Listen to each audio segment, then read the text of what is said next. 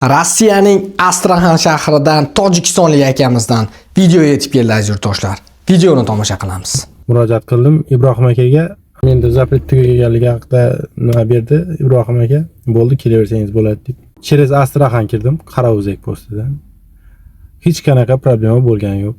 100% to'g'ri chiqdi. Haqiqatan tugagan ekan. Mana Rossiyaga keldik.